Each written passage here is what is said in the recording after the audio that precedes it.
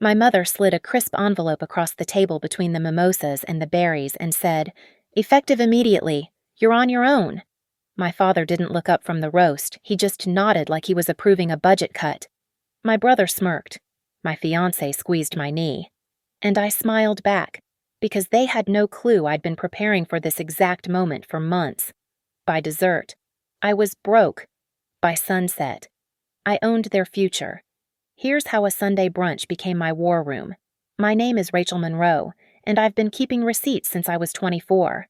The federal-style mansion in Riverton, Connecticut had hosted countless family brunches, but this particular Sunday in late March, would be the last one where they held any power over me. The dining room smelled of fresh lilies and roasted lamb, the kind of aggressive elegance my mother Diane cultivated like a competitive sport. Crystal caught the morning light through tall windows overlooking the manicured grounds that rolled down toward Long Island Sound. "Rachel, dear," my mother began, her voice carrying that particular tone she used for announcements at Monroe Heritage Holdings board meetings. She placed the envelope between us with surgical precision, her manicured nails catching the light. "Your father and I have made a decision." Gregory Monroe didn't even pause in cutting his meat. That's how I knew this was rehearsed, choreographed down to his calculated indifference. My brother Ethan leaned back in his chair, Rolex glinting as he reached for his champagne. The smirk playing at his lips told me he'd known this was coming, probably helped plan it. "You're 32 years old," Diane continued, touching her pearls in that way she did when delivering bad news wrapped in false concern. "Still working at that community health organization? Still refusing to take your rightful place in the family business. We've been more than patient. North Bay Vista Health." She couldn't even say the name of the place where I'd spent 8 years building programs that actually helped people, not just moved money between offshore accounts and waterfront developments. The monthly deposits, the apartment lease, your car insurance, even that graduate program you've been dabbling in. She waved her hand dismissively. "It all ends today. The family support agreement you signed. We're invoking the termination clause for failure to maintain alignment with family values and professional standards." Caleb's hand found my knee under the table, squeezing in what he probably thought was solidarity.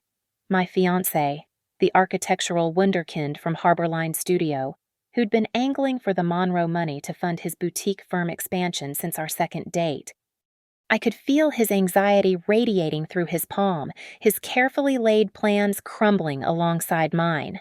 Or so he thought. "Effective immediately." Gregory finally spoke, his voice carrying the same flat authority he used for firing executives. "The harbor redevelopment project leadership has been formally transferred to Ethan. He understands loyalty. He understands family." Ethan raised his glass slightly, that Princeton-polished smile spreading across his face. "Nothing personal, Rach. Just business. The project needs someone who can navigate the community trust requirements without complications. Complications, like having a conscience about bulldozing low-income housing for another luxury marina." I picked up the envelope, feeling the weight of legal letterhead through expensive paper. Inside would be the termination notice, probably drafted by their personal attorney, every word chosen to be legally bulletproof. They'd done this before 3 times, actually. Once when I chose social work over law school. Once when I dated someone they deemed inappropriate. Once when I testified at a city council meeting about predatory development practices, though I'd been careful not to name names. But this time was different. This time, they weren't just pulling the leash to make me heal. This time, they were cutting me loose entirely. "I understand," I said, my voice steady as I folded the letter and slipped it into my purse, right next to the folder I'd brought. The folder they didn't know about, the one containing 8 years of meticulously documented evidence emails, contracts, recorded conversations where they'd forgotten Connecticut is a one-party consent state. That's it. Diane's perfectly shaped eyebrows rose slightly. No arguments, no tears. I smiled, the same practiced smile I'd learned at her knee, the one that revealed nothing and promised everything. "You've made your position clear. I respect your decision." Ethan's smirk faltered slightly. He knew me well enough to recognize when I was too calm. In fact, I continued, reaching for my champagne, I'd like to propose a toast to freedom, to clarity, to everyone getting exactly what they deserve. Gregory's eyes narrowed, but social protocol demanded he raise his glass. We clinked crystal in a parody of family unity while the grandfather clock in the hallway chimed noon. Thank you, I said, looking directly at my parents, then at Ethan. Thank you for finally giving me permission to be free. The words hung in the air like a threat disguised as gratitude. Diane's smile tightened. Gregory's jaw clenched. But Ethan was already pulling out his phone, probably texting his assistant about taking over my office space at the family compound. He had no idea that by tomorrow morning, the harbor redevelopment would be under investigation, that the Community Trust Fund would be asking very uncomfortable questions about those inflated tourism projections, that the careful architecture of lies holding up Monroe Heritage Holdings was about to meet its demolition date. More lamb, dear? Diane asked, her voice strained. No, thank you. I stood, smooth and unhurried. I have everything I need. The first time they cut me off. I was 19 and had just changed my major from pre-law to social work. The bank account went from flush to zero overnight. My meal plan mysteriously canceled. Dormitory fees suddenly unpaid. I learned to survive on ramen and campus food pantry donations for 3 weeks before I came crawling back, agreeing to minor in business as a compromise. Lesson learned, always have a backup plan. The second time came at 24, fresh out of graduate school. I'd been offered a position at a white shoe law firm, Monroe Family Connections, opening doors. As always, but I chose North Bay Vista Health instead. The punishment was swift car repossessed, health insurance canceled, credit cards frozen. That's when they presented the family support agreement. 5 pages of legal manipulation disguised as parental concern. Sign it or lose everything. I signed, but I also started keeping copies. Every email, every text, every recorded family meeting where they'd announce, "This is being recorded for the family archives," never realizing I was building archives of my own. The FSA was a masterpiece of control. Monthly allowances contingent on maintaining family values, mandatory attendance at Monroe Heritage Holdings events, a morality clause so vague it could mean anything from voting incorrectly to wearing the wrong dress to a charity gala, and buried in subsection 3.2. 4. A tiny provision about transparent financial reporting within the family trust, a clause they'd forgotten about, one that would soon become their noose. The third strike came 2 years ago. I'd testified at a Riverton City Council meeting about sustainable development, carefully avoiding direct criticism of Monroe Holdings, but making my position clear. Within 48 hours, my graduate school tuition payments stopped. Technical difficulties, Diane had said, smiling over afternoon tea. These things happen when family members act, independently. But here's what they never understood about their punishment patterns. They were teaching me intelligence gathering. Every financial manipulation left a paper trail. Every withheld payment created a documented breach. Every time Ethan's gambling debts got quietly absorbed into project development costs, there was an invoice, a wire transfer, a tax form. I started building my evidence file the day after that third punishment. The cloud storage account was registered under a shell email, paid for with a prepaid card, accessible from any device. Financial records showing Ethan's Vegas client entertainment trips that somehow cost $200,000. Emails where Gregory explicitly directed the accountant to reclassify personal expenses. Voice recordings from family meetings where Diane discussed using the nonprofit wing to funnel money to Ethan's failed ventures, the restaurant that lasted 6 months, the app that never launched, the investment fund that existed only on paper. The joke was, they'd created the perfect conditions for their own destruction. By keeping me financially dependent, they'd given me access to everything, every family financial meeting. I was there, taking notes to learn the business. Every tax season, I helped organize documents, photocopying everything before filing. When they upgraded their home security system, I was the one who set up the cloud backup for the office cameras that recorded Gregory shredding documents after midnight, recordings I'd saved before he deleted them from the server. The crown jewel came 8 months ago. Ethan, drunk at Thanksgiving, bragging about the harbor redevelopment numbers. Nobody actually checks this shit.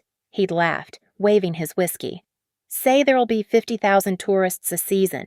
Who's going to prove otherwise by the time they figure it out? We'll have already flipped the properties. I recorded the whole thing on my phone, propped up against the centerpiece like I was just checking messages. The irony was delicious. They'd spent 32 years teaching me that money was power, that documentation was everything, that family loyalty meant protecting the Monroe name at all costs. They just never considered I might use those lessons against them. Last month, when I saw the harbor redevelopment was entering final approval stages, I knew the cutoff was coming. They needed me silenced before the community trust hearings. So I prepared, opened my own bank accounts, secured a rental agreement in my name only, downloaded and backed up every single document, had my North Bay Vista Health Employee Handbook ready, specifically the whistleblower protection page. Rachel's always been the difficult one. I'd heard Diane tell her sister on a recorded call last week, "Thank God Ethan understands how family works." Oh, I understood how family worked, how this family worked.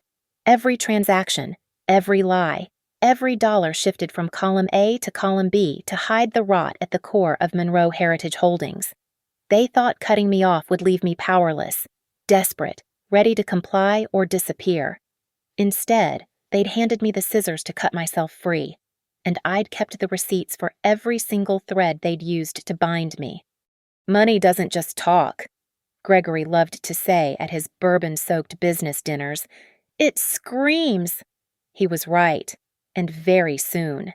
Every document I'd collected would be screaming the truth about Monroe Heritage Holdings from every regulatory office in Connecticut. They taught me that money was the only language that mattered. They just never expected me to become fluent. The harbor redevelopment project was Gregory's baby. His legacy play a $200 million transformation of Riverton's deteriorating waterfront into a luxury mixed-use paradise. On paper, it was beautiful boutique shops, upscale restaurants, a marina for yachts, and affordable housing that started at $500,000. The marketing deck Ethan presented to investors was a masterpiece of manipulation, all sunset renderings and fabricated foot traffic projections. But I knew the real numbers. God, did I know them. The development required 3 critical approvals: environmental impact clearance, the State Transportation Commission's blessing, and most importantly, a $10 million grant from the Riverton Community Trust Fund. That last piece was the linchpin. Without it, the private investors would walk, and Gregory's personally guaranteed bridge loan would come due in 6 weeks. $40 million he'd borrowed against the family's entire portfolio, betting everything on Ethan's ability to close this deal. Ethan, whose financial modeling skills peaked at calculating bottle service tips.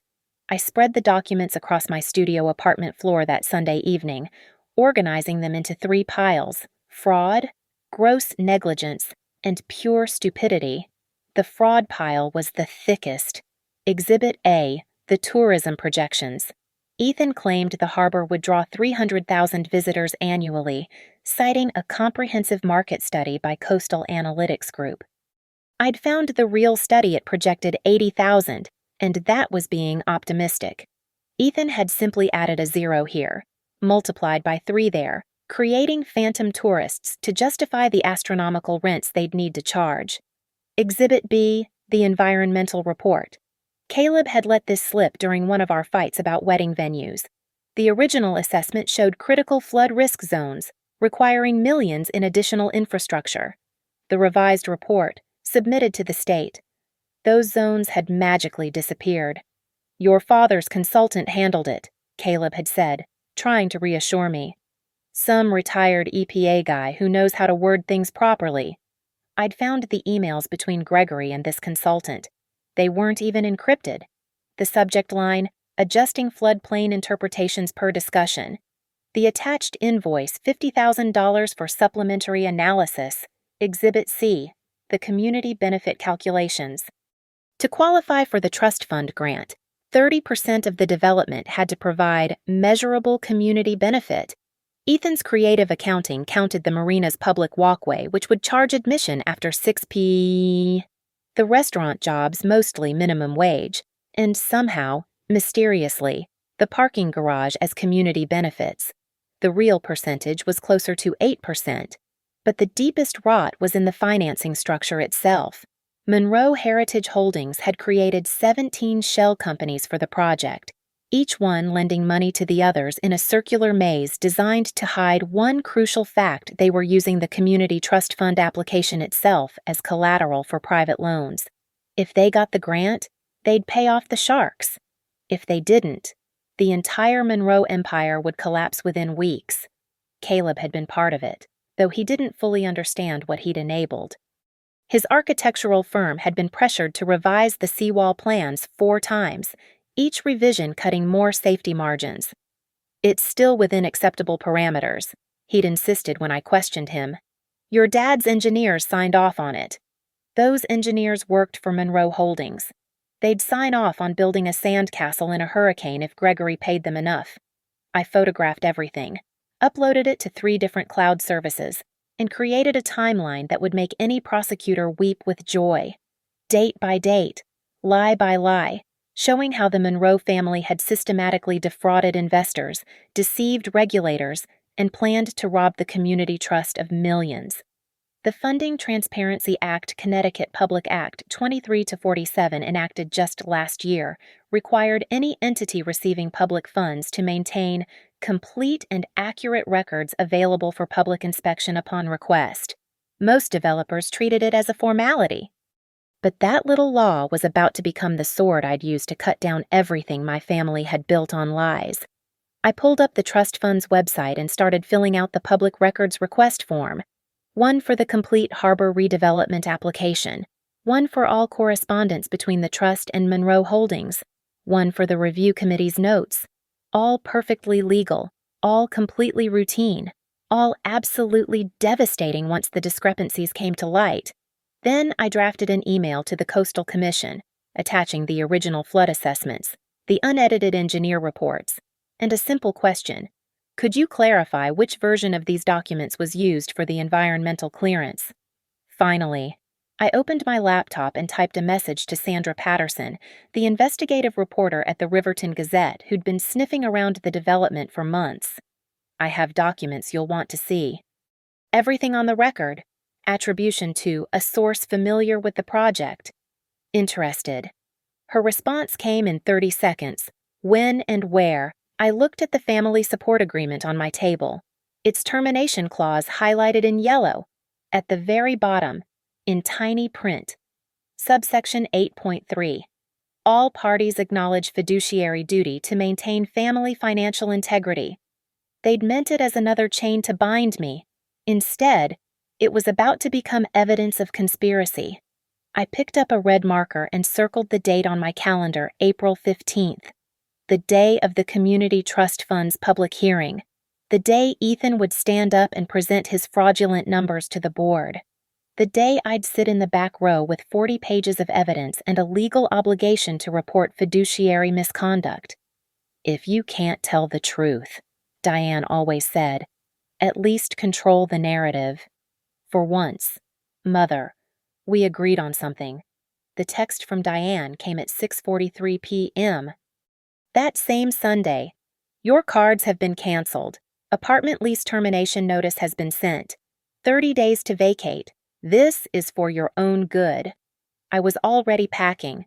My colleague Jamie from North Bay Vista had offered her spare room months ago when I'd mentioned family tensions. She didn't know the full story, but she knew enough. By 9 p.m., I'd moved everything that mattered: my documents, laptop, 3 suitcases of clothes, and the external hard drive containing 8 years of evidence. The apartment they paid for could keep its designer furniture and empty promises. The car was trickier. The BMW was in the Monroe Holdings Fleet Registry, insurance paid through the company. I drove it to the dealership Monday morning and left it with the keys in an envelope addressed to Gregory. Inside, a single note: property returned in full, receipt requested for tax purposes. Let their lawyers figure out the paperwork. I took the bus to work. It felt like freedom. Tuesday brought Caleb's intervention attempt. He showed up at North Bay Vista during my lunch break. Designer suit wrinkled, eyes darting between desperation and calculation. "Rachel, baby, let's talk about this rationally," he started, reaching for my hands across the cafeteria table. "Your parents are upset, but they'll come around. They always do. You just need to apologize. Show them you're willing to compromise." Compromise on what? Exactly. I kept my voice level. Professional. We were surrounded by my colleagues. You know what they want. Join the family business. Stop this. He gestured vaguely at the health center's bulletin boards covered in community resources. "This rebellion phase. We're getting married in 6 months. The venue's booked, deposits paid. My firm is counting on the Monroe Partnership for the Harbor Project." There it was. The truth he'd been dancing around for 2 years. "Your firm," I repeated slowly. "The one that revised the seawall specifications 4 times to cut costs." His face flushed. "That's business. Rachel, your father knows construction. If he says the original specs were over-engineered, the original specs were correct. The revisions put the entire waterfront at risk during storm surge. You don't have the expertise to make that judgment." "No, but the state engineering board does. I wonder what they'll think when they review the changes." Caleb went very still. "You wouldn't?" I pulled out my phone, showed him the email I'd already sent to the Coastal Commission. His face went from red to white. "You're destroying everything," he whispered. "Our future, my company, your family." "No, Caleb, I'm choosing truth over complicity. There's a difference. I can't marry someone who would betray their own family." I pulled off the engagement ring, 2 carats, purchased with Monroe money, of course, and placed it on the table between us. "Then don't." He grabbed the ring, standing so fast his chair scraped against the floor. "You're going to regret this. When you're alone, broke, blacklisted from every decent firm in Connecticut. If those firms would blacklist me for refusing to commit fraud, they're not that decent. Are they?" He stormed out. My colleague Maria, who'd been pretending not to watch from 2 tables over, brought me a coffee and a sympathetic smile. "Family business." "Not anymore." Wednesday, I received formal termination letters from everything the Monroes controlled. Health insurance, effective immediately, thankfully. North Bay Vista's benefits would kick in next month. The graduate program scholarship, revoked, I'd already paid this semester from my salary. The family phone plan, I'd bought a prepaid phone that morning. Each cut felt like shedding dead weight. Thursday brought the real escalation. A process server found me at work with a cease and desist letter from Monroe Holdings' legal team. The letter accused me of misappropriation of confidential business information and threatened civil and criminal action if I disclosed any family business matters. I read it carefully, then laughed. They'd made a crucial error. The letter specifically referenced the family support agreement, claiming it bound me to confidentiality, but they'd already terminated that agreement. Their own termination letter, dated and notarized, freed me from every single obligation in that contract, including the confidentiality clause. I forwarded both documents to my friend from law school who worked at the ACLU. Her response was immediate.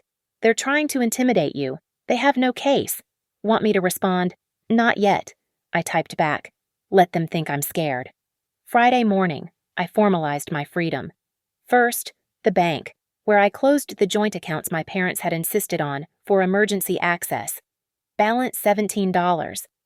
They'd already cleaned them out, not knowing I'd moved my actual savings weeks ago. Then the DMV, updating my license to my new address. The post office, forwarding mail. The phone store, porting my old number to the new prepaid account. Each errand was a declaration of independence. By Friday afternoon, I'd assembled my new life a small but clean room at Jamie's, a bus pass, a basic phone, my job that actually helped people, And $43,000 in savings they didn't know about money I'd saved from my North Bay salary over 5 years, squirreled away in an online bank they'd never heard of. And most importantly, I had the truth, documented and verified, ready to deploy.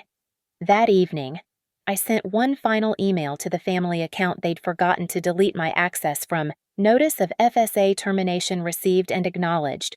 All Monroe property returned.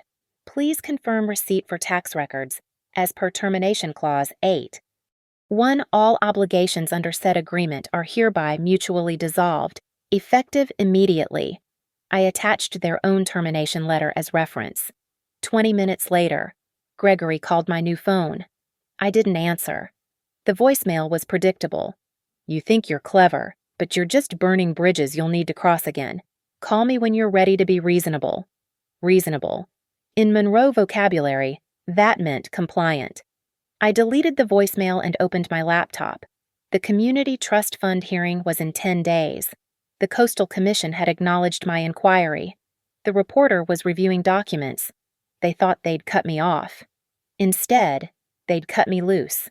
The Riverton Community Trust Fund operated under sunshine laws that the Monroe family had always treated as suggestions rather than requirements. That was about to change. Monday morning, 9 a.m. sharp. I walked into the trust fund's administrative office with 3 copies of my public records request. The clerk, a young woman named Ashley, looked at the stack with widening eyes.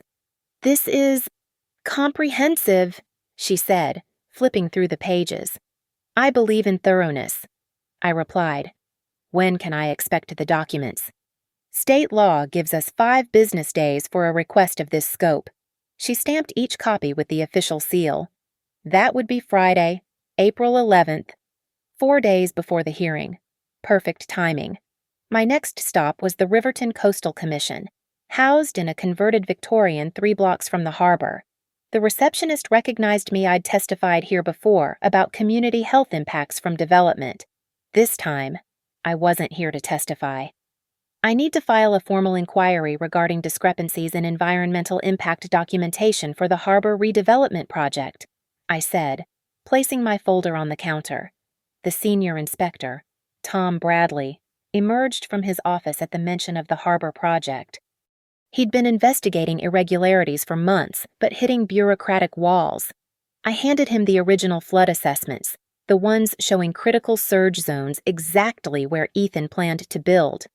"Where did you get these?" His voice was carefully neutral, but his hands gripped the papers tightly. "They're part of the public record, filed with initial survey reports in 2022, before the revised assessments were submitted." I pulled out a second set of documents.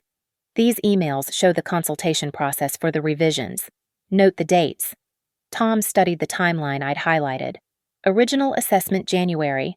Email directing adjustments February. Revised assessment submitted March. Payment to consultant February 15th before the revision was supposedly conducted. "This is significant," Tom said slowly. "We'll need to review our clearance immediately." "I imagine you will." "The public has a right to accurate environmental data, doesn't it?" He looked at me sharply, understanding the implications. "Yes, it does." My third stop was strategic. The Riverton Ethics Board met monthly in the City Council chambers, and their next meeting was Tuesday tomorrow. I submitted a formal complaint regarding potential conflicts of interest in the Community Trust Fund's review process. Specifically, that 2 board members had financial ties to subcontractors on the harbor project, relationships not disclosed in the public record. The ethics officer, Margaret Chen, no relation to anyone, just a coincidentally common surname, reviewed my submission with the intensity of someone who'd been waiting for this exact information. "These are serious allegations," she said. "They're not allegations. They're documented facts. The question is whether the Trust Fund Board knew about these relationships when they scheduled the hearing. We'll add this to tomorrow's emergency session agenda." By noon, I'd lit 3 separate fuses, all perfectly legal, all based on public information that anyone could have assembled if they'd been paying attention. But the Monroes hadn't expected anyone to look too closely. Certainly not family. The calls started at 2 p.m. First, Diane. Whatever you think you're doing, stop immediately. You're embarrassing yourself and destroying your future. Then, Gregory, the voicemail gravelly with threat. You have no idea what you're playing with. Little girl, call me before you do something we'll all regret. Finally, Ethan, who actually got through because I didn't recognize the number. Rachel, what the fuck Tom Bradley just called Dad asking about flood assessments? What did you do? I submitted public documents to the appropriate authorities. I said calmly. Everything according to proper channels and legal requirements. You vindictive bitch! I hung up and blocked the number. Wednesday's ethics board meeting was public, as required by law. I sat in the back row, taking notes as Margaret Chen presented her findings. The two board members in question tried to argue that their connections were immaterial, but the evidence was clear. They'd voted to fast-track the harbor review while having financial interests in its approval. The board voted unanimously to recommend their recusal from the trust fund vote and a full audit of the review process. Thursday brought the newspaper article. Sandra Patterson had done her homework, verifying everything independently. The headline read, "Questions arise about harbor development's community benefit claims." The article was careful, factual, citing public records and sources familiar with the project. She'd included a particularly damning chart comparing the claimed benefits to the actual deliverables. The online comments exploded within hours. Residents who'd been pushed out of affordable housing, small business owners worried about being priced out, environmental groups who'd been ignored. The narrative was shifting. Friday morning, I picked up my requested documents from the trust fund office. Hundreds of pages that told a story of rushed approvals, missing documentation, and board members asking surprisingly few questions about obviously inflated projections. I spent the weekend organizing everything into a single presentation. Not accusations, just facts. Side-by-side comparisons. Timeline discrepancies. Mathematical impossibilities in the tourist projections. Engineering reports that contradicted each other. All public record. All verifiable. All devastating. Sunday evening, I received an email from the trust fund board. In light of new information requiring review, they were postponing the harbor redevelopment hearing indefinitely and scheduling a special session to address procedural concerns. I forwarded the email to Gregory with a single line. Public transparency is a powerful thing. His response came in minutes. My office. Monday, 9 a.m. We need to discuss terms. Terms. As if this was a negotiation.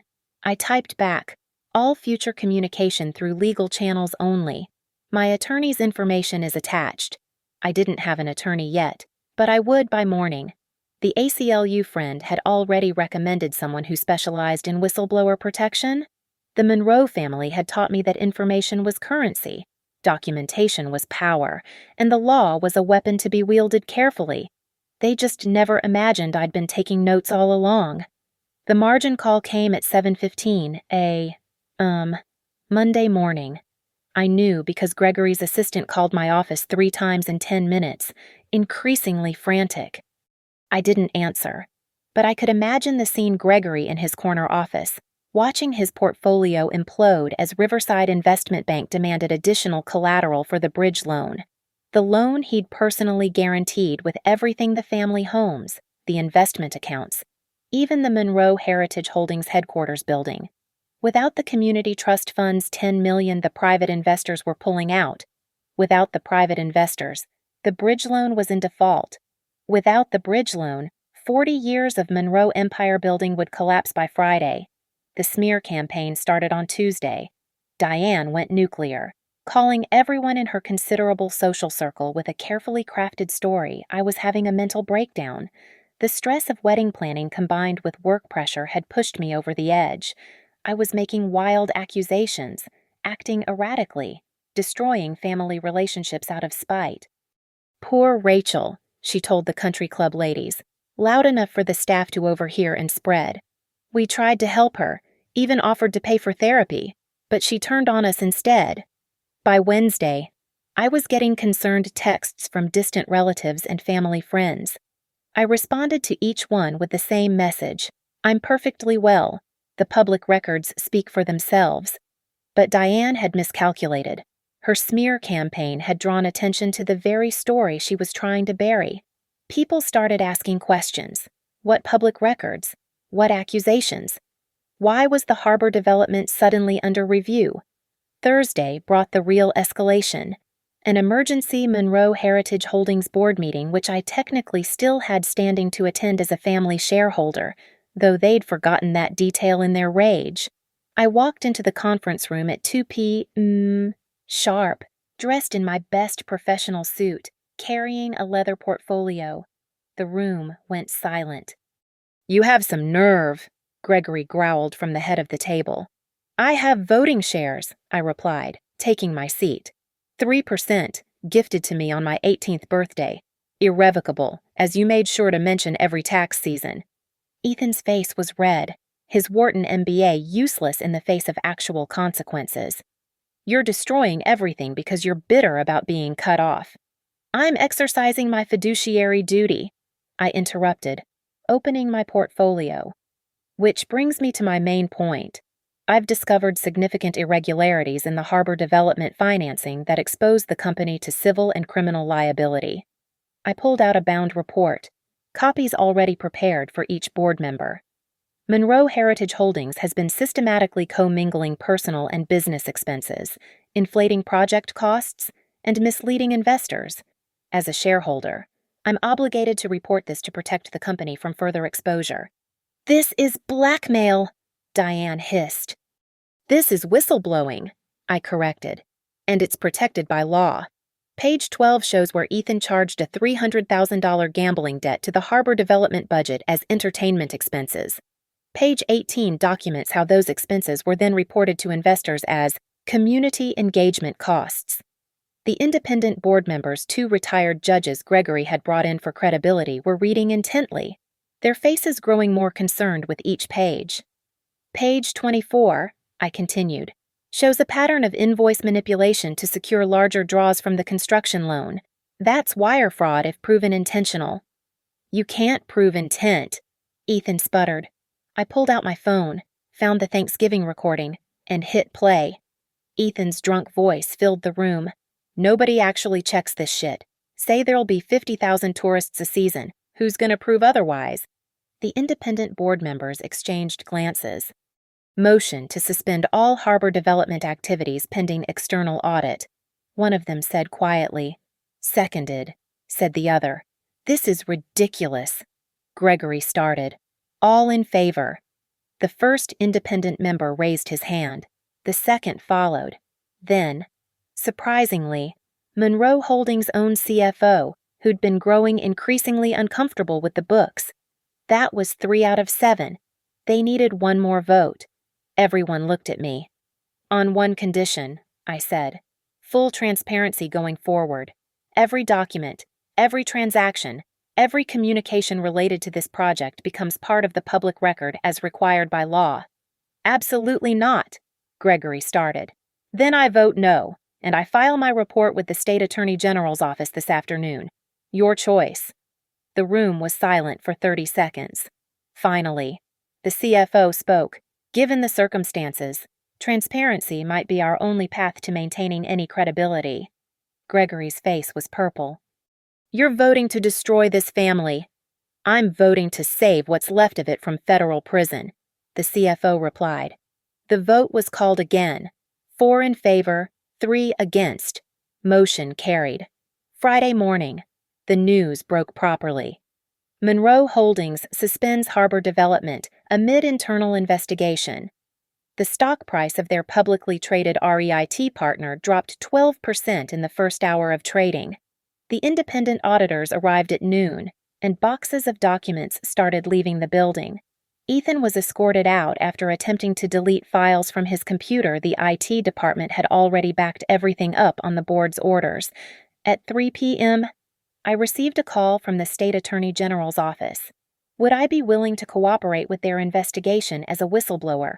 "Absolutely," I said. "I have 8 years of documentation ready for review." The margin calls kept coming. Riverside Investment Bank froze the Monroe accounts.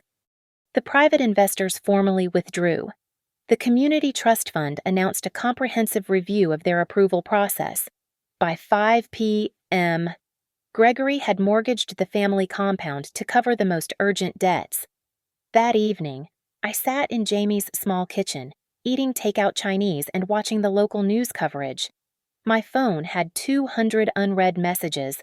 I deleted them all without reading, except one, from the CFO. You did the right thing. Someone had to. Someone had to. And they'd made sure that someone would be me, trained me for it. They'd taught me that family loyalty meant protecting the Monroe name at all costs. They just never specified which direction the protection should come from. The Whitestone Conservatory hadn't changed since my debutante dinner 12 years ago. Same crystal chandeliers, same river view, same suffocating sense of old money pretending to be tasteful. Diane had chosen it deliberately, knowing it was where she'd first taught me to smile while bleeding. Thursday, 2 p.m. The invitation had come through my lawyer, formal and cold. The Monroe family requests your presence for a discussion of mutual interest. I arrived 5 minutes early, wearing the same simple black dress I wore to work. No jewelry except a watch my own purchase. Not a family gift. Diane and Gregory were already seated at the best table, the one overlooking the Connecticut River. Ethan sat between them like a sulking prince stripped of his crown. A manila folder lay beside Diane's place setting. Legal documents, no doubt. The NDA they'd want me to sign, the reconciliation agreement that would buy my silence. Rachel. Diane didn't stand, didn't smile. Thank you for coming. I sat without responding, pulling out my phone and placing it on the table.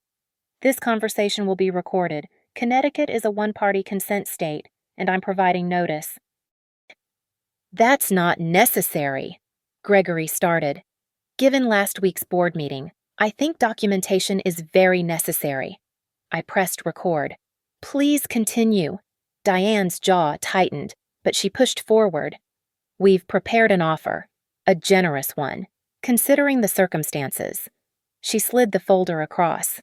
I didn't touch it. $500,000, she continued. Reinstatement of your trust fund, the Beacon Hill apartment in your name.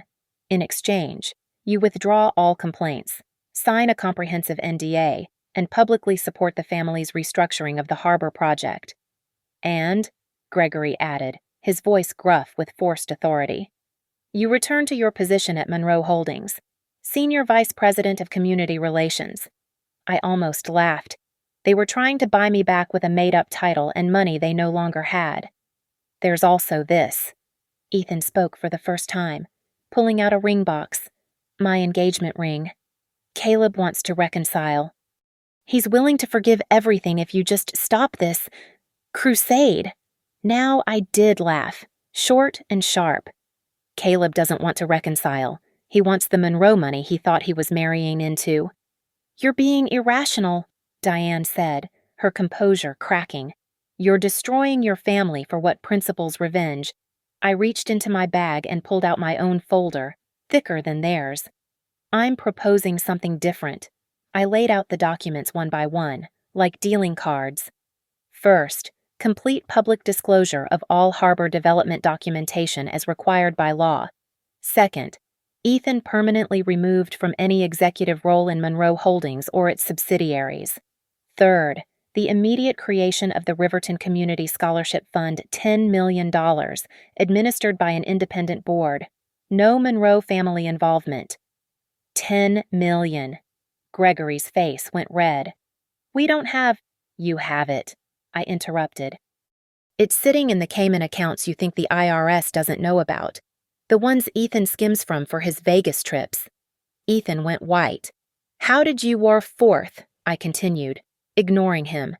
Monroe Holdings pays back every dollar of misappropriated community funds, with interest. Fifth, you cooperate fully with all investigations without destroying evidence or intimidating witnesses. This is extortion, Diane hissed. This is accountability. I pulled out the final document. Or I can submit this to the FBI tomorrow morning. It's a comprehensive timeline of wire fraud, tax evasion, and racketeering that spans 8 years, with supporting documentation. The waiter approached. Diane waved him away without looking. "You want to destroy us?" Gregory said quietly. "Your own family. I want you to face consequences for once in your lives, but I'm offering you a choice: public accountability with a chance to rebuild, or federal investigation with probable prison time." "Why prison?" Ethan laughed nervously. "They don't send people like us to prison." I pulled up an article on my phone. "Tell that to the Weatherford family. Similar scheme in Rhode Island. The son got 7 years. The father got 12. The silence stretched like a taut wire. "We need time to consider," Diane finally said. "You have 24 hours.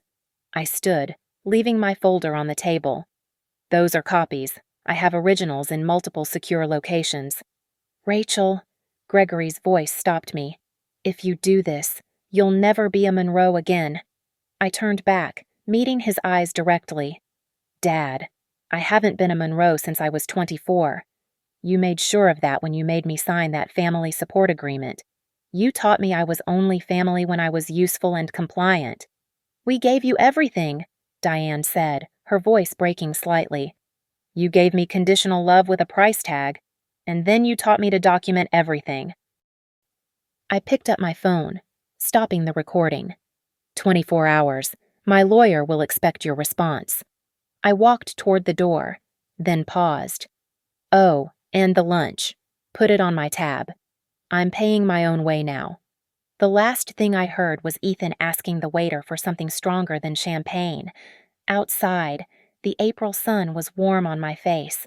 Spring was coming to Riverton, and the harbor stretched out below, still beautiful despite everything the Monroes had planned for it. My phone buzzed, a text from the state attorney general's office. "Grand jury convenes Monday. Your testimony will be crucial. 24 hours. Either they'd take my deal, or I'd testify to everything. Either way, the Monroe Empire as they knew it was over." I walked to my bus stop, feeling lighter with each step. They'd called this meeting to negotiate my return to the family, to buy back my silence and compliance. Instead, I'd given them a preview of what justice looked like: not revenge, but consequence. The difference mattered, even if they'd never understand it. The bus arrived, and I climbed aboard with the other commuters, regular people heading home from regular jobs, people who'd never know how close their waterfront had come to being stolen by a family who thought laws were for other people. Tomorrow, they'd either sign my terms or face the grand jury. Tonight, I had my own life to live. The call came at 4:30 p.m. Friday, exactly 23.5 hours after I'd left them at the Whitestone Conservatory. Not from Diane or Gregory, but from their lawyer. They couldn't even face me directly for their surrender. "My clients have agreed to your terms," he said, his voice professionally neutral. "With one modification. The scholarship fund will be funded over 5 years, $2 million annually. No, $10 million within 30 days, or I testify Monday." A pause. Muffled conversation in the background. "They agree. I'll expect the signed documents by 9 p.m. Tonight." The dominoes fell faster than even I had anticipated. Saturday morning, the Herald ran the headline: "Monroe Holdings announces major restructuring, community investment." The press release was a masterpiece of spin, making it sound like philanthropy instead of plea bargain. By noon, Ethan's resignation was official. Pursuing other opportunities. The statement read, the truth was, he'd be lucky to manage a McDonald's after this. Sunday, the Community Trust Fund announced the independent audit results: systematic falsification of data, conflicts of interest, and serious concerns about fiduciary responsibility. 3 board members resigned immediately. Criminal referrals were being considered. Monday arrived like thunder. The grand jury convened at 9 a.m. I wasn't needed. The Monroes had signed everything. The documents were filed. The first $2 million of the scholarship fund had already been wired to the independent board. But the federal investigation didn't stop. The FBI had been watching the Monroe accounts for months. My whistleblower complaint just the final piece they needed. At 2 p.m., agents arrived at Monroe Holdings with boxes and warrants. Gregory's personal banker was arrested at 3:45 p.m., charged with facilitating money laundering. The Cayman accounts were frozen by 5 p.m. I watched it all from my desk at North Bay Vista Health.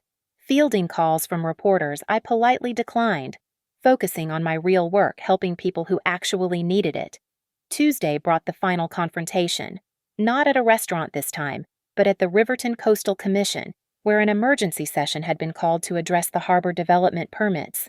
I sat in the back row as Gregory took the podium, his shoulders bent like he'd aged a decade in a week.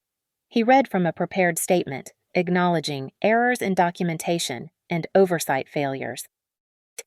He committed Monroe Holdings to full environmental remediation, proper flood barriers, and 30% truly affordable housing. The commission voted unanimously to revoke the original permits and require a complete restart of the application process with full public input this time. As the session ended, our eyes met across the room. Gregory's gaze held something I'd never seen before defeat. Complete, total acknowledgement that he'd lost. Diane stood beside him, her perfect composure finally cracked. Designer suit wrinkled, her pearl necklace missing. She'd sold it, I'd heard, along with most of her jewelry, to cover their personal expenses while the accounts were frozen. Ethan wasn't there. He'd fled to Dubai, someone said, trying to distance himself before criminal charges were filed. I stood to leave, and found myself face to face with them in the hallway. One last Monroe family moment, under the fluorescent lights of a government building. "Are you satisfied?" Diane asked, her voice hollow. "I'm free," I replied. "You destroyed us," Gregory said quietly. "Your own family." "No," I said, pulling on my coat. "You destroyed yourselves the moment you decided laws didn't apply to Monroes. I just made sure everyone else knew it too." I walked past them, out into the April evening. The harbor stretched before me, still beautiful, now safe from their vision of exclusive luxury. Families walked the public pier. Children fed the seagulls. The community the Monroes had tried to price out was still here, still thriving. My phone buzzed. A message from the Scholarship Fund Board. First recipient selected. Single mother, returning to nursing school. Award ceremony next month. Would you like to attend? I typed back, anonymously, yes. Because that was the difference between me and them. They needed their name on everything: buildings, plaques, press releases. They needed everyone to know their power. I just needed to know I'd done the right thing. The sun set over the harbor, painting the water gold and red. Somewhere, in a mansion they could no longer afford. My parents were learning what it felt like to lose everything. Somewhere else. Ethan was discovering that his Wharton MBA meant nothing without Daddy's money behind it. And here I stood. Rachel Monroe, or maybe just Rachel now with $43,000 in savings, a studio apartment, a bus pass, and the kind of freedom you can't buy. They'd cut me off financially. I'd cut them down legally. They'd taught me that family was transactional, that love came with terms and conditions, that power was everything. But they'd also taught me to keep receipts. And in the end, that's what saved Riverton's waterfront and ended the Monroe Empire, a daughter who'd learned her lessons too well, who'd documented everything, who'd chosen justice over family when family chose greed over everything else. The harbor lights flickered on as darkness fell. I caught the 7:15 p.m. bus home, sitting with the nurses and teachers and store clerks who were the real heart of this community. Tomorrow, I'd go back to work at North Bay Vista. Next month, I'd watch a deserving student get the education the Monroes had tried to weaponize, and someday, maybe, I'd stop checking over my shoulder for the family that no longer existed. But tonight, I was just another commuter heading home, free from the weight of the Monroe name and everything it had cost me to carry it. The bus rolled on through the spring evening, and I smiled, remembering what I'd told them at that first brunch. Thank you for giving me permission to be free. They thought I was being sarcastic. I'd never been more sincere in my life. Thank you so much for listening to this story. I'd love to know where in the world you're listening from. Drop a comment below and let's connect. If this story of family, revenge, and justice resonated with you, please subscribe to the channel and share your thoughts. What would you have done in Rachel's position? Let me know in the comments.